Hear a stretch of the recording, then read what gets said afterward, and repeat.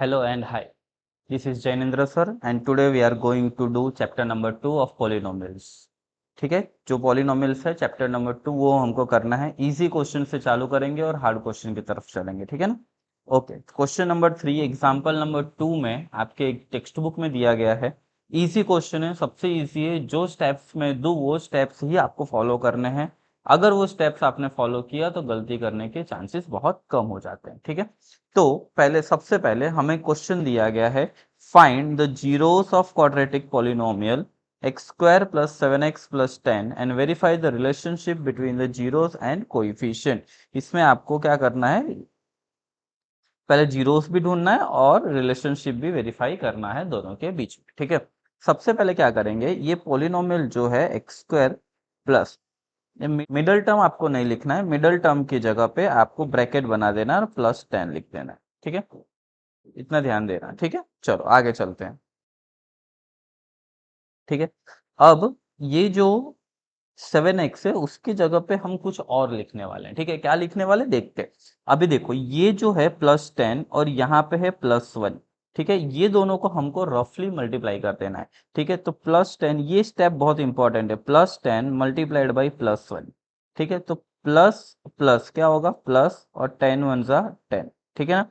ये जो साइन है, ये प्लस की साइन जो आई उसको नीचे लिखने का, यहाँ दो ब्रैकेट डैश करने का और यहाँ पे मिडल टर्म को लिखना है।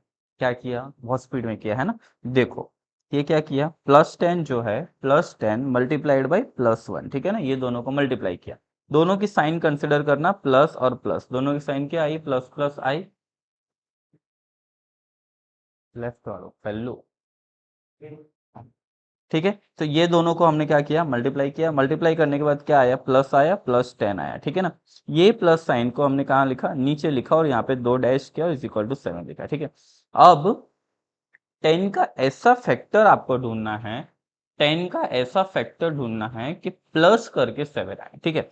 तो देखो जैसे कि पहला फैक्टर 1 इंटू 10, ये दोनों को प्लस करो, 1 + 10 11, नहीं चलेगा। दूसरा फैक्टर 2 5 जा 10 और 2 + 5 7, ठीक है। एक खाली कॉमन वो चीज रखना, ये दोनों आएगा, ये हमारा रिक्वायर्ड नंबर है, 2 इंटू 5 10 और 2 + 5 7, ठीक है। अब इसमें बड़ा नंबर आप पहले लिखो और छोटा नंबर बाद में लिखो, ठीक है। हो गया 5 + 2 7। ये जो 5 आया है इसको यहाँ पे हम लिखेंगे 5x प्लस यहाँ पे लिखेंगे 2x, ठीक है। अच्छा, यहाँ से पहला आपका चेक पॉइंट आ रहा है। चेक पॉइंट मतलब हमें चेक करना है कि हम सही हैं या गलत है, ठीक है। तो ये देखो, ये 5x प्लस 2x कितना होना चाहिए, 7x होना चाहिए। 7x आ गया तो हम सही है, ठीक है। अगर नहीं आएगा तो हम सही नहीं है, ठीक है। अभी देखो एक्स स्क्वायर, अगर बाहर यहाँ पे प्लस की साइन है, यहाँ पे अगर प्लस की साइन है तो कोई प्रॉब्लम ही नहीं है, सब कुछ इजी गोइंग है, ठीक है। ओके, तो ये जो प्लस की साइन है तो प्लस, यहाँ पे देखो कुछ नहीं है तो क्या है, प्लस, तो प्लस प्लस प्लस, यहाँ पे देखो प्लस प्लस प्लस, ठीक है। क्लियर, ओके, ठीक है। आगे चलते हैं, ये दोनों में क्या कॉमन है। ये पहला जो सम है मैं आपको एकदम डिटेल में करा रहा हूँ, दूसरे सम्स में आपको वो चीज डायरेक्टली समझ लेने का, ठीक है। तो देखो जैसे एक्स स्क्वायर है तो एक्स स्क्वायर को क्या लिख सकते हैं, x into x, plus 5x को क्या लिख सकते हैं, 5 इंटू एक्स, 2x को क्या लिख सकते हैं, 2 इंटू एक्स, और 10 को क्या लिख सकते हैं, 2 इंटू 5, ठीक है। इस तरह से हम इसको लिख सकते हैं, बराबर। इसका काम हो गया तो अभी मैं इसको रफ कर दे रहा हूँ, लेकिन ये आपको करना जरूरी है, ठीक है ना। ओके, अभी देखो ये दोनों में क्या सेम है, यहाँ पे x सेम है और यहाँ x सेम है, ठीक है। ये दोनों में x सेम है तो यहाँ पे क्या लिखेंगे x, तो क्या बचा, यहाँ इसमें क्या बच गया, x प्लस, ये तो हमने बाहर निकाल लिया तो बचा क्या, 5। उसी तरीके से इसमें देखो, इसमें क्या सेम है, 2 और 2, तो 2 और 2 सेम है तो क्या बचा, 2, और यहाँ क्या बचा, x प्लस 5, ठीक है। दोनों में x प्लस 5 और x प्लस 5 दोनों के अंदर है, ठीक है। दोनों में कॉमन है तो उसको हम बाहर निकाल लेंगे और क्या लिखेंगे यहाँ, x प्लस 5, और ये जो बचा है ये x प्लस 2, उसको हम दूसरे ब्रैकेट में लिख देंगे x प्लस 2, ठीक है। ये हो गया फैक्टराइजेशन 9 तक हमने यही किया था, ठीक है ना। अब आगे चलते हैं। अब इसमें x की वैल्यू निकालने के लिए, इसको हम क्या करेंगे, जीरो से कंपेयर कर देंगे, ठीक है। तो x plus 5 is equal to 0, तो x इज इक्वल टू कितना हो जाएगा, -5, ठीक है। उसी तरीके से x plus two is equal to 0, तो x की वैल्यू कितनी हो जाएगी -2। ठीक है, अभी देखो यहाँ पे x की दो वैल्यू, जब भी कोई चीज दो सेम होती है ना, जैसे दोनों x x है, ठीक है, तो जब भी कोई चीज सेम होती है ना, याद रखना उसको हम अलग अलग नाम देते हैं। अलग अलग स्टूडेंट है, ठीक है, सभी स्टूडेंट एक ह्यूमन है, तो उसको क्या करते हैं हम अलग अलग नाम दे देते हैं। ठीक है, तो इसमें भी हम अलग अलग नाम दे देंगे। इसको हम पहला नाम दे देते हैं अल्फा और दूसरे को बोल देते हैं बीटा। ये इसमें ये अल्फा बीटा बहुत हैवी वर्ड्स नहीं है, लेकिन ये एक नाम है, ठीक है ना। तो ये अल्फा और एक है बीटा, ठीक है। अभी हमको बोला है कि उसको वेरीफाई करो उसके रिलेशंस को, ठीक है।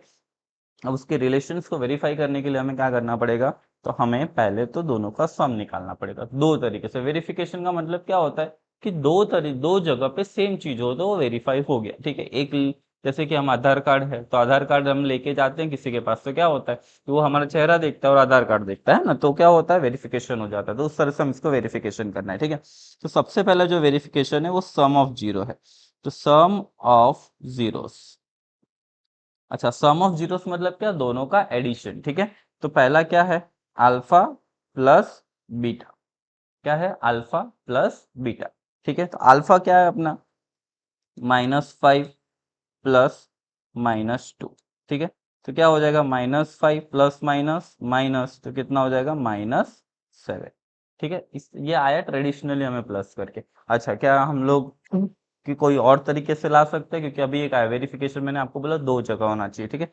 तो अभी उसको हम क्या करेंगे, सेम चीज करने के लिए हम पहले फॉर्मूला का भी यूज करके करेंगे।